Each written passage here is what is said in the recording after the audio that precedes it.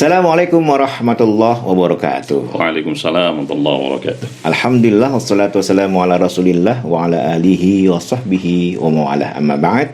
Apa kabar sobat podcast? Jumpa lagi bersama kami podcast Kebenak Tangsel dalam edisi Bincang Santai Ramadan. Untuk kali ini kita akan membahas tentang keistimewaan umat Nabi Muhammad sallallahu alaihi wasallam.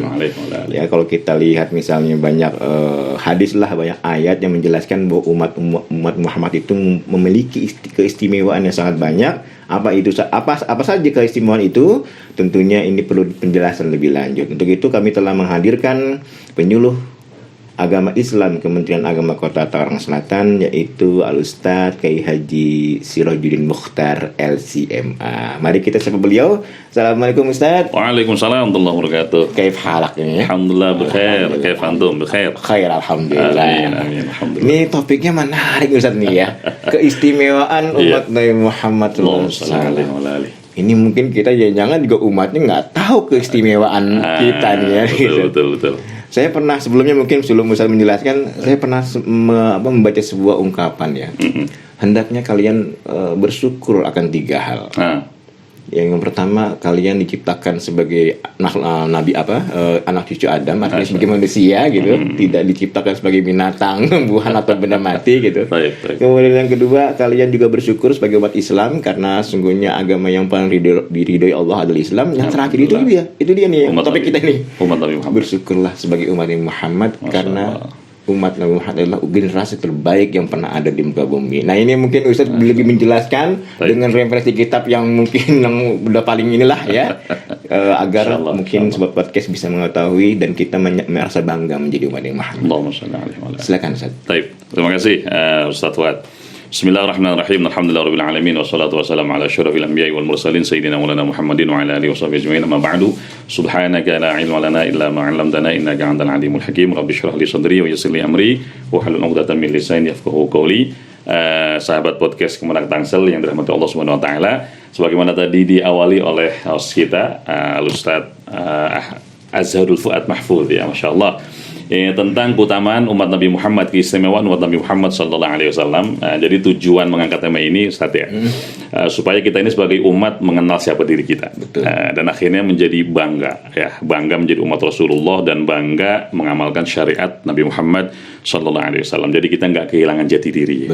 Sebenarnya kita ini udah jadi umat yang hebat, umat yang mulia. Bahkan kemuliaan ini Allah sendiri yang menetapkan ya. Sebagaimana Allah berfirman, Bismillahirrahmanirrahim, wa kadzalika ja'alnakum ummatan wasata ya. Jadi ummatan wasata litakunu syuhada'a 'alan nasi wa yakuna ar-rasulu 'alaikum syahida. Nah, ini hebatnya umat Rasulullah ini. Yang artinya kan kata Allah itu wa kadzalika ja'alnakum ummatan wasata, dan begitulah kami jadikan kalian sebagai umat yang wasat ya. Wasat itu moderat.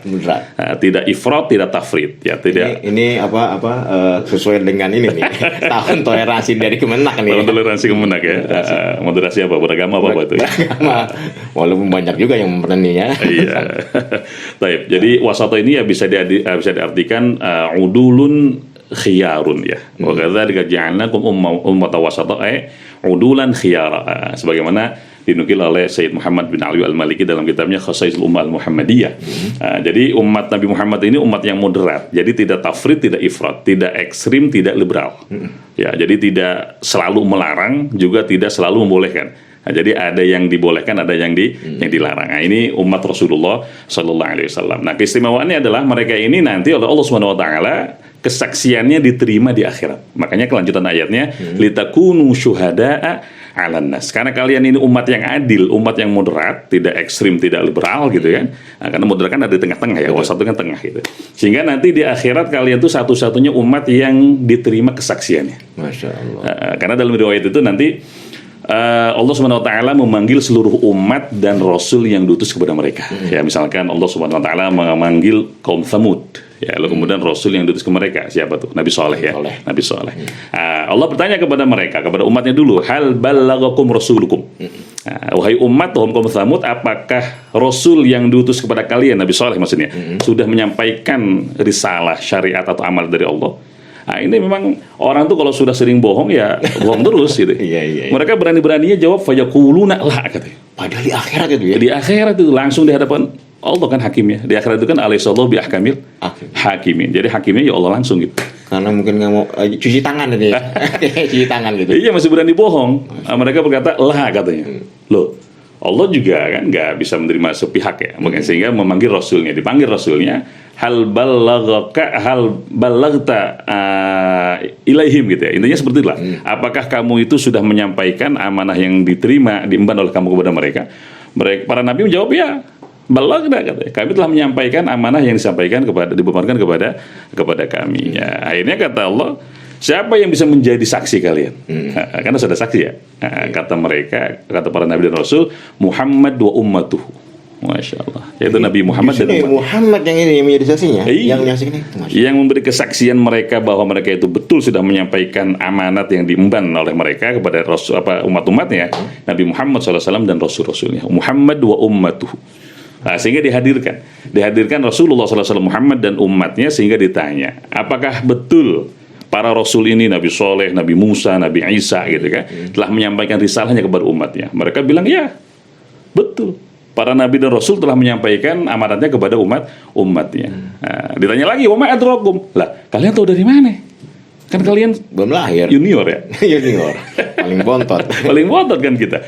Lo kok bisa memberi kesaksian ke umat yang lebih senior gitu ya?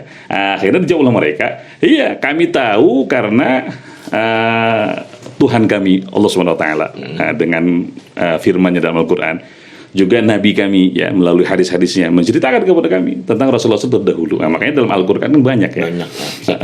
Dalam Al-Quran banyak qasas ya. Bahkan ada satu surat qasas namanya, kisah-kisah Nabi terdahulu. Nah, dari situ kita tahu umat Rasulullah itu, umat Nabi Muhammad tahu bahwa oh iya, Nabi Isa dulu telah menyampaikan risalahnya. Nabi Musa dulu telah menyampaikan risalahnya. Nabi Saleh pun seperti itu, Nabi Daud seperti itu, Nabi Lut seperti itu. Nah, cuma emang umatnya yang kepala batu, yang ngeyel gitu kan. Nah, akhirnya diterima kesaksian mereka. Jadi walaupun hidupnya terakhir, tapi karena memang mereka mendapatkan informasi valid ya, nggak mungkin terbantahkan karena kan sumbernya dari Al-Quran, sumbernya dari hadis Rasulullah SAW, sehingga mereka berani memberi kesaksian di pengadilan di akhirat nanti. Nah, kemudian itu umatnya. Rasul sendiri ketika ditanya gimana jawabnya? Nah, itu tadi yang bikin kita seneng kan kelanjutan ayatnya, wa yakunu rasulu alaikum syahida. Jadi Allah itu ketika mengadili ya, tanda kutip ya, mengadili umat terdahulu, kita sebagai saksinya. Nah, ketika mengadili kita, Rasulullah yang jadi saksi kita.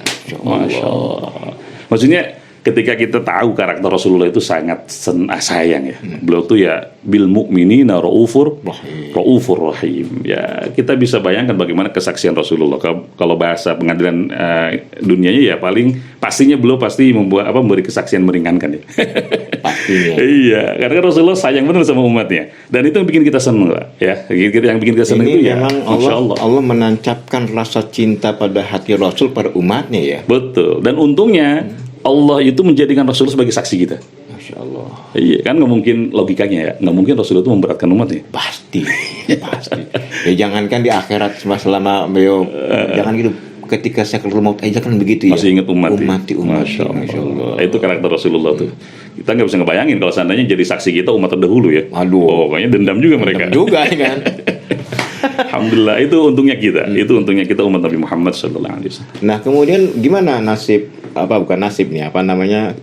gambaran umat-umat terdahulu. Kalau itu tadi kan Ustaz kan menjelaskan bahwa umat Nabi Muhammad adalah keistimewaan umat Nabi Muhammad. Iya. Bagaimana dengan umat Nabi sebelumnya, Ustaz? Iya. Yang artinya yang taat pada Rasulnya gitu. Iya, betul. Nah, itu tadi makanya kenapa kita ini diminta untuk menjadi saksi dalam persidangan umat-umat terdahulu. Karena dalam Al-Quran kan lengkap ya. Dalam Al-Quran itu lengkap dikisahkan, diceritakan bagaimana umat terdahulu yang taat kepada nabinya, bagaimana yang durhaka. Ada model Fir'aun yang dibinasakan, ada juga yang taat seperti ya. Ambillah yang masyhur kemarin diceritakan di Isra Mi'raj ya, Siti Masyirah segala macam. Nah, itu kan akhir dari orang-orang yang taat sama Rasul sama nabinya tuh, sehingga diselamatkan oleh Allah Subhanahu wa taala ya. Kayak misalkan umat Nabi Saleh semuanya binasa kecuali 4.000 yang beriman kepada beliau. Sehingga umat Nabi Muhammad itu tahu dari Al-Qur'an, efek atau akibat dari menentang Rasul itu seperti ini. Dan efek akibat dari taat Rasul seperti ini, sehingga menjadi pelajaran untuk mereka. Dan saking istimewanya umat Nabi Muhammad SAW, jadi makom ya atau level lah. Makom level umat Nabi Muhammad ini luar biasa sekali. Sehingga ada nabi yang ingin menjadi umat Nabi Muhammad sallallahu alaihi Ada wasallam. nabi yang ingin gimana ini? Ini gimana logikanya? Ada nabi yang ingin menjadi umat Muhammad. Gitu. Iya, lah kita masya Allah. Gimana ini?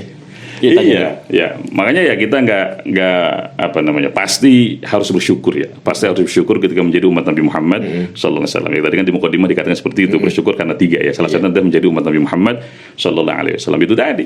Jangan kan kita ini wali bukan, nabi bukan, rasul juga apalagi gitu ya. Ada nabi, ada rasul, bahkan ulul azmi. Ya, Siapa itu? Yang namanya Nabi Musa alaihissalam. Ya, dulu kan nabi rasul. Ulul azmi juga kan? Karena ulul azmi ada 5. Salah satunya ada Nabi Musa alaihissalam. Beliau itu pernah minta kepada Allah dalam doanya, Allahumma ja'alni min ummati Ahmad. Masya Allah. Allahumma ja'alni min ummati Ahmad. Karena Rasulullah itu di kitab-kitab terdahulu dikenal dengan nama Ahmad. Ya, makanya dalam Al-Quran surat As-Saff ya, kalau nggak salah ya. Betul. Nabi Isa itu ketika mengabarkan kepada umatnya, wa mubasysyiran bi rasuli ya'ti min ba'di ismuhu Ahmad. Iya, jadi nabi-nabi terdahulu itu mengenalkan Rasulullah SAW kepada umatnya dengan nama Ahmad. Nah, makanya Nabi Musa kan umat terdahulu ya. Makanya belum mengenal Nabi Muhammad SAW dengan nama Ahmad. Itu dalam doanya beliau berkata seperti itu. Allahumma ja'alni min ummati Ahmad. Ya Allah, jadikanlah saya bagian dari umatnya Ahmad. Nah, sekarang kenapa Nabi Musa sampai berdoa seperti itu? Ternyata ada kronologisnya. Apa itu saja? Ini saya menarik ini. Iya. Penasaran ini. Mudah-mudahan dengan ini kita semakin bangga, sehingga nggak perlu lagi lah ikut-ikut umat yang lain. Iya, ini dinukil oleh Imam Ibnu Katsir dari Al-Imam Qatadah ketika Al-Imam Ibnu Katsir menafsirkan firman Allah Subhanahu wa taala dalam surat Al-A'raf ayat 154 ya. Allah itu berfirman, Bismillahirrahmanirrahim. Walamma sakata am Musa al-ghadab akhadha al-alwaha wa fi nuskhatiha hudaw wa rahmatul lil ladzina hum li rabbihim yarhabun. Nah, ini ketika menafsirkan ayat ini Imam Ibnu Katsir menukil riwayat dari Imam Qatadah. Nah, di sana ceritakan Nabi Musa itu ketika mengambil alwah itu di sana beliau mendapatkan karakter atau ciri-ciri umat. Ada kurang lebih 8 ya ciri-ciri umat. Yang pertama, beliau tuh bilang seperti ini kepada Allah dalam munajatnya. Rabbi inni wajadtu fil alwahi ummatan khair ummatin. Ya'muruna bil ma'ruf wa yanhauna 'anil munkar. Udah melihat nih Musa ya. Nabi Musa masih hidup gitu. Iya, udah melihat. Udah melihat ya, betul. Udah melihat.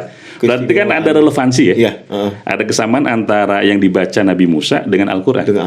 Ayatnya kan di Quran itu wa kadzalika kuntum khairu ummatin ukhrijat linnas ta'muruna bil ma'ruf wa tanhauna 'anil munkar wa tu'minuna billah. Ternyata di sana juga udah disebutkan umat Nabi Muhammad tuh.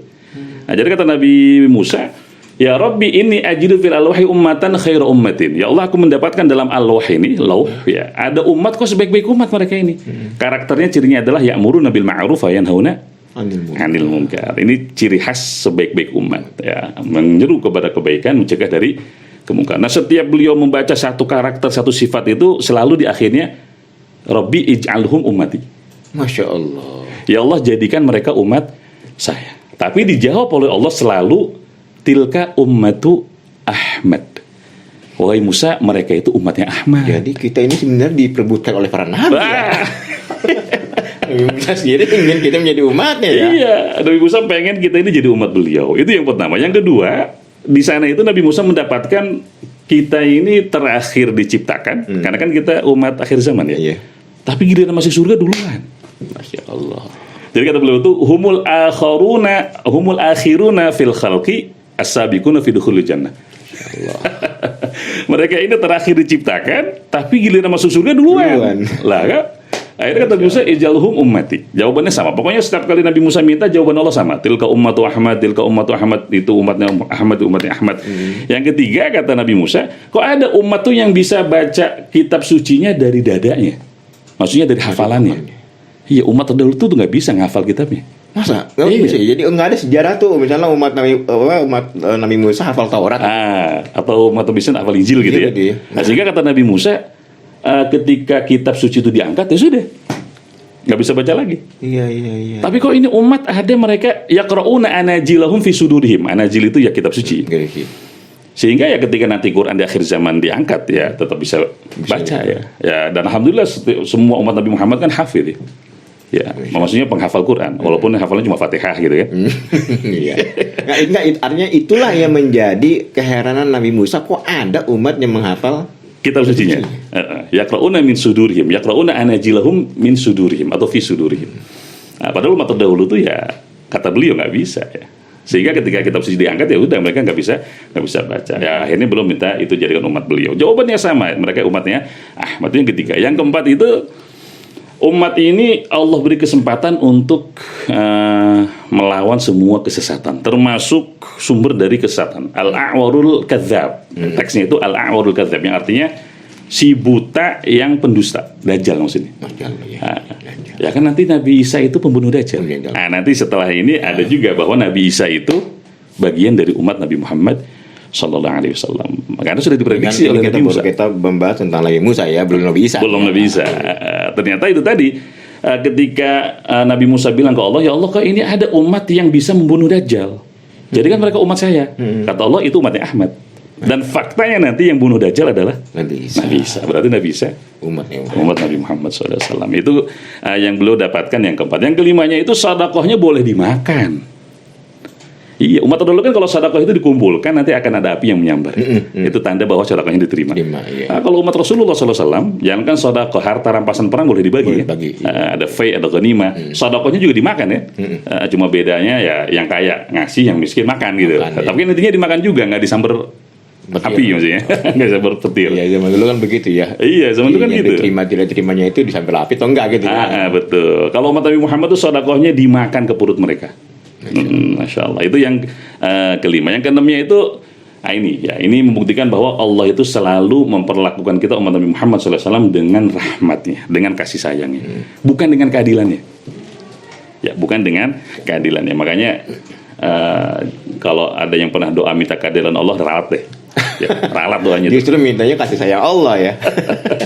Iya, karena kalau Allah memperlakukan kita dengan keadilannya, wah binasa gitu. Binasa, habis kita. Betul, habis kita. Makanya di sini kata Nabi Musa, ya Allah, kok ada umat yang kalau dia niat berbuat baik belum dilakukan satu kebaikan. Kalau sampai dilakukan 10 sampai 700. Tapi giliran yang buruk nih, dia niat berbuat buruk sama nilainya. Nah, kalau dia baru niat aja nggak dicatat. Kalau sampai dilakukan catat satu. Lah kan nggak balance. Nggak balance ya. Kalau kebaikan dilakukan 10 sampai 700, nggak dilakukan 1. Kalau keburukan dilakukan cuma 1. Lah kan ini bukan keadilan namanya. Tapi kasih sayang. Iya. Kalau Allah mau adil kan ya kalau sama. Iya, dilakukan 1 ya 1, nggak dilakukan ya. Kalau sama bahaya sekali. Kalau kalian mengedepankan karena Allah, betul. Makanya itu tadi Allah itu memperlakukan umat Rasulullah dengan rahmat kasih sayangnya, ya, bukan dengan keadilan. Nah, itu hal-hal yang membuat Nabi Musa akhirnya ingin menjadi umat Muhammad. Nah, akhirnya kan jawaban Allah selalu tilka ummatu Ahmad, tilka ummatu Ahmad. Akhirnya kata Nabi Musa di akhirnya, Allah majali min ummati Ahmad. Ya Allah, kalau memang semuanya itu umatnya Ahmad, ya udah jadikan saja umatnya Ahmad gitu. Tapi tetap tidak bisa ya. Ya Allah, cuma ya kata Allah beliau wafat terlebih dahulu ya. Nah, sekarang kalau Nabi Isa nih, nanti balik lagi nih Nabi Isa nih ya. Betul. Nah, yang beruntung itu Nabi Isa alaihissalam, masya Allah. Betul. Nah, beliau ini termasuk umat Nabi Muhammad Sallallahu Alaihi Wasallam. Bahkan sebagian ulama itu, sebagaimana dinukil oleh Sayyid Muhammad bin Ali al-Maliki dalam kitabnya itu, sebagian ulama berpendapat bahkan Nabi Isa ini bukan cuma umat Nabi Muhammad, tapi berstatus sahabat. Masya Allah. Iya, kan sebagaimana dijelaskan para ulama ya, bahwa sahabat itu adalah orang yang bertemu dengan Rasulullah SAW dalam keadaan hidup dan beriman. Dan itu terjadi pada Nabi Isa. Ya, kurang lebih Rasulullah bertemu dengan Nabi Isa 2 kali ya. Ketika Isra di Aqsa, kan Isra ya, ketika Mi'raj di langit kedua. Kan belum masih hidup. Beda dengan nabi-nabi terdahulu selain Nabi Isa maksudnya. Walaupun mereka hidup tapi kan sudah di beda alam. Tapi kalau Nabi Isa ya masih hidup. Nah, beliau cuma diangkat ke langit aja. Maka dengan itu memenuhi syarat sebagai sahabat. Ya, karena sahabat itu yang bertemu dengan Rasulullah SAW dalam keadaan hidup dan beriman kepada beliau. Dan Nabi Isa beriman kepada Rasulullah Sallallahu Alaihi Wasallam. Dan ketika beliau turun nanti, makanya dalam hadis yang diriwayatkan oleh Imam Hakim, Rasulullah itu pernah memuji kita juga. Jadi kata Rasulullah itu, kaifa antum? Bagaimana perasaan kalian tuh? Bagaimana bangganya kalian? Idza nazara fikum ibnu Maryam. Ketika turun kepada kalian putra Maryam, maksudnya Nabi Isa alaihissalam. Wa fikum imamukum. Sedangkan yang memimpin sholat itu tetap dari kalian. Nah, kan itu seperti itu. Nabi Isa turun Nabi Isa alaihissalam turun ketika mau sholat subuh ya. Lalu kemudian beliau ditawari untuk menjadi imam. Fadal kalau sekarang ya, Nabi ya Rasul. Karena pendapat yang mu'tamad, Nabi Isa itu ketika turun itu beliau tetap berstatus sebagai Nabi dan Rasul. Iya. Tapi tidak membuat syarat baru. Nah, walaupun dalam bersyariat belum mengikuti syariat Nabi Muhammad Sallallahu Alaihi Wasallam, tapi status Nabi dan Rasul tetap melekat. Jadi nggak ada istilah pensiun tuh. Nggak ada istilah pensiun Nabi Rasul itu ya. Iya. Nah, makanya dari situ kata para ulama, satu-satunya Nabi yang umatnya pun dari kalangan Nabi bahkan Rasul itu hanya Nabi Muhammad Sallallahu Alaihi Wasallam. Nah, karena bisa ketika turun statusnya sebagai Nabi dan Rasul, walaupun dia belum menjadi pengikut umat Nabi Muhammad SAW, menjadi pengikut Nabi Muhammad SAW. Walaupun misalnya ada Nabi Musa dengan Harun itu bukan pengikut dikatakan ya. Iya. Ibrahim dengan Ibrahim itu bukan pengikut kan ya. Betul, mereka punya syarat masing-masing. Punya syarat Ya. masing-masing. Kalau Nabi Isa ini enggak, turun sebagai Nabi, turun sebagai Rasul, tapi dalam kehidupannya itu mengikuti syariat Nabi Muhammad SAW ya. Sehingga beliau ya umat Nabi yang Nabi gitu. Iya, Nabi yang Nabi. Nah, ini Nabi Isa, Biasa ini, ya. Nabi Isa alaihissalam, masya Allah. Nah kemudian Ustaz tentang hadis yang mengatakan bahwa umat tadi kan Ustaz mengatakan bahwa umat terakhir tapi masuk surga duluan. Gitu ya. Nah ini kan kalau kita lihat hadis misalnya kan ya, man qala la ilaha illallah dakhala jannah. Nah ini penjabarannya seperti apa Ustaz nih? Iya betul ya. Nah, ini juga masya Allah ini keistimewaan kita sebagai umat Muhammad SAW. Jadi intinya man qala la ilaha illallah dakhala jannah. Ya intinya kan berarti Semuanya. semua ya. Berarti nggak ada umat Rasulullah itu yang tanda kutip kekal di neraka deh. Walaupun mampir dulu tapi naudzubillah ya. Jangan sampai mampir. Ya walaupun dia mampir dulu tapi pasti keluar dan masuk surga gitu ya. Nah, makanya Rasulullah itu ketika mendapatkan surat Ad-Duha ya. Nah, di sana kan ada ayat Bismillahirrahmanirrahim wala saufa yu'tika rabbuka fatarda. Ini kan janji Allah. Wala saufa dan nanti kelak ya. Yu'tika rabbuka fil mudhari saufa ya. Wala saufa yu'tika rabbuka fatarda. Dan kelak nanti di akhirat ya Muhammad Tuhanmu itu akan mengabulkan seluruh permintaanmu. Seluruh harapanmu. Fatarda sampai kamu itu ridho, sampai kamu itu puas. Nah, Al-Imam Jalaluddin Al-Mahalli ketika menafsirkan ayat ini, beliau menukil riwayat di sana itu dikatakan la arda idzan la arda wa wahidun min ummati finnar. Masyaallah. Nah, ini kan karakter Rasulullah ya. Beliau tuh kalau lagi seneng nggak mau sendirian, pasti ingat umatnya. Pasti ingat umat ya. Kalau kita lagi seneng lupa orang. Rasulullah enggak. Kalau lagi seneng itu pasti ingat umatnya. Nah, ketika beliau mendapatkan, ini kan janji dari Allah. Di akhirat kamu tuh akan dikabulkan semua permintaanmu sampai kamu ridha. Langsung ingat umatnya itu. Sehingga beliau berkata, idzan la arda. Ya Allah, kalau memang itu menjadi janjimu, saya ini nggak akan ridha, nggak akan puas, ya nggak akan tinggal diam. Wa wahidun min ummati finnar. Kalau masih ada satu dari umatku yang masuk neraka. Di neraka. Jadi beliau tuh selalu minta sama Allah supaya umatnya dikeluarkan. Itulah mungkin syafaat ya. Itu syafaat. Itu syafaat Rasulullah Sallallahu Alaihi Wasallam. Jadi intinya Rasulullah itu akan terus memperjuangkan nasib umatnya, dunia dan akhirat. Dunia sudah nggak diragukan lagi. Silahkan baca sirah Rasulullah bagaimana perjuangan beliau untuk umatnya. Di akhirat nanti akan diperjuangkan juga.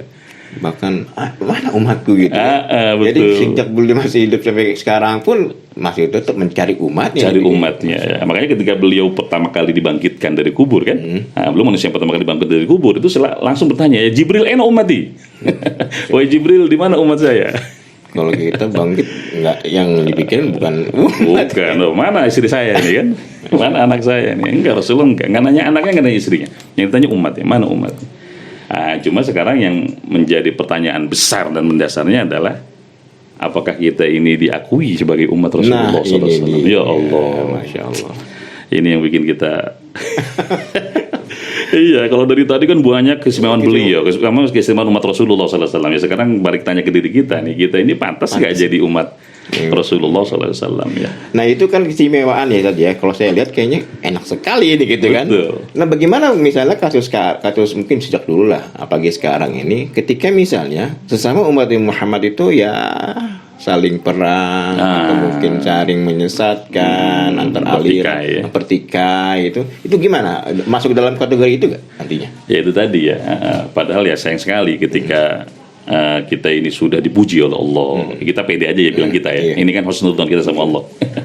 Ya ketika umat Rasulullah itu, umat Nabi Muhammad itu dipuji oleh Allah, sudah dijamin surga, bahkan Rasulullah akan terus memperjuangkan nasib mereka. Dan kita sendiri yang mudah-mudahan sebagai umat beliau kok masih seperti ini. Seakan-akan tidak mensyukuri status kita sebagai umat Nabi Muhammad SAW. Masih aja terus berbeda pendapat, bertikai segala macam ya. Sebenarnya kalau berbeda pendapat nggak masalah. Nggak masalah. Karena memang dari dulu itu sudah sunnatullah ya. Sudah sunnatullah. Bahkan para sahabat pun berbeda pendapat. Padahal mereka sama-sama melihat Nabi. Tapi yang menjadi problem adalah ketika perbedaan pendapat itu menjadi sebab perpecahan. Padahal Rasulullah sendiri ya sebagaimana dinukil oleh Said Muhammad itu dalam kitab Khasaisnya, ikhtilafu ummati rahmah. Nah, jadi perbedaan umat itu adalah rahmat, kasih sayang. Logikanya seperti ini. Kalau seandainya umat Rasulullah itu tidak berbeda pendapat, kayaknya akan sulit hidup ini. Tidak punya pilihan ya. Tidak punya pilihan, tidak ada solusi. Tidak ada jalan keluar. Ya misalkan contoh kecil aja ya. Seandainya misalkan mazhab itu cuma mazhab Imam Syafi'i, seandainya yang dalam bab wudu aja bersentuhan lawan jenis tanpa penghalang batal. Sekarang kita bayangkan kalau kita lagi tawaf, Masya Allah. gimana coba? Kalau kita nggak nyentuh disentuh, Nggak selesai itu tawaf. nggak selesai itu tawaf, batal wudu lagi, wudunya kemana? Batal wudu lagi. Nah, untungnya ada mazhab yang lain. Yang misalkan mazhab Imam Abu Hanifah yang belum berpendapat bahwa bersentuhan beda jenis bukan mahram walaupun tanpa penghalang nggak membatalkan, tidak membatalkan wudu ya. Kan enak kayak gitu, bisa tawaf kita. Jadi sebenarnya perselisihan itu apa ya? Yang orang ribut-ribut itu karena mungkin wawasannya tidak luas. Betul. Ya hanya mengetahui satu ilmu kemudian menganggap pendapat itulah yang paling benar ya. Padahal sejarah udah mengajarkan kita adanya mazhab gitu kan. Betul. Atau ijma ulama itu kan sebenarnya adalah pelajaran bagi kita bahwa hukum itu bisa berbeda dan nggak jadi masalah. Nggak apa-apa, nggak masalah. Selama itu udah masalah furu ya, masalah cabang. Gitu. Itulah hebatnya umat Nabi Muhammad itu. Mereka itu ketika berbeda pendapat jadi rahmat. Ketika bersatu jadi sumber hukum. Yang kita kenal dengan ijma itu. Ijma itu kan kesepakatan para mujtahid dari umat Nabi Muhammad SAW ketika menyikapi satu masalah yang belum ada hukumnya dari Al-Quran atau Sunnah. Ketika mereka bersepakat, hasil kesepakatan itu diakui oleh Allah. Jadi hukum. Jadi sumber hukum ijma itu, Masya Allah. Nah, makanya Rasulullah bersabda itu, la yajma'ullahu ummati 'ala dhalalah abada. Itu dia. Udah dijamin ya. Jamin sama Rasulullah. Allah itu nggak akan mengumpulkan umatku di atas kesesatan selamanya. Jadi kita ini jadi apa ya? Jadi tenang gitu. Ya walaupun kita tidak mungkin ada aliran-aliran yang sesat segala macam gitu ya, tapi tidak akan sesat semua. Tidak akan sesat semua. Jadi intinya orang yang punya niat atau punya ambisi untuk menyesatkan umat Nabi Muhammad, ya pasti kalah. Pasti mereka akan gagal karena Allah sudah menjamin. La yajma'ullahu ummati 'ala dhalalah abada, kata Rasulullah, selamanya. Ya walaupun ada yang nyimpang-nyimpang, tetap aja ada yang lurus gitu ya. Pasti ada yang lurus seperti itu. Allah, Ustaz, ini merinding saya ini dengar ini ya. Mungkin nanti lain kali kita akan melanjutkan lagi. Amin. Ini sangat menarik, Ustaz. Mungkin ada kesimpulan yang bisa Ustaz sampaikan? Ya, jadi kesimpulan dari ini semua adalah mudah-mudahan hati kita ini ya nggak terlalu keras gitu ya. Setelah mendengar firman Allah, hadis Rasulullah SAW, atau bahkan pengakuan Nabi Musa alaihissalam bahwa umat ini adalah umat yang Masya Allah, umat yang luar biasa, umat yang Allah sayang, umat yang Allah istimewakan. Ya mudah-mudahan kita bangga jadi umat Rasulullah SAW, dibuktikan dengan istiqomah mengikuti syariat Rasulullah SAW, mengikuti sunnah-sunnah Rasulullah SAW, mengikuti adab-adab Rasulullah SAW. Jadi kita ini bukan umat yang kekurangan karakter atau contoh baik, enggak. Jadi nggak perlulah buntut ke umat-umat lain gitu ya. Kita ini masa yang terbaik ikut yang nggak baik sih. Jadi kan logikanya kita ini harus diikuti oleh orang karena kita yang nabinya saja ingin menjadi umat Nabi Muhammad gitu. Kok kita mengikuti umat lain gitu ya. Itu sebulan. Jadi mudah-mudahan bangga sehingga kebanggaan ini menjadi motivasi untuk istiqomah. Dan mudah-mudahan kita diakui umat Rasulullah. Amin ya Allah, amin ya Allah. Baik Ustaz. Demikian terima kasih atas perbincangannya. Mungkin lain kali kita akan membahas dengan topik yang berbeda. Semoga insya Allah ini sangat bermanfaat bagi sobat podcast Penantang saya. Baik sobat podcast, demikian bincang-bincang kami bersama Kiai Haji Sirajuddin Mukhtar LCMA. Beliau adalah penyuluh agama Islam Kementerian Agama Kota Tangerang Selatan. Dari kantor Kementerian Agama Kota Tangerang Selatan, saya Azharul Mahfud bersama kru yang bertugas, Abang Syahrul Hidayat, undur diri. Semoga kita dapat berjumpa esok hari. Amin. Sekian. Wabillahi taufiq wa hidayah. Assalamualaikum warahmatullahi wabarakatuh. Waalaikumsalam warahmatullahi wabarakatuh. Syukran Ustaz. Jazakallah. Waalaikum. هل هلالك يا هلا بك هل هلالك يا رمضان والله اشتقنا فرحنا بك صوم وطاعة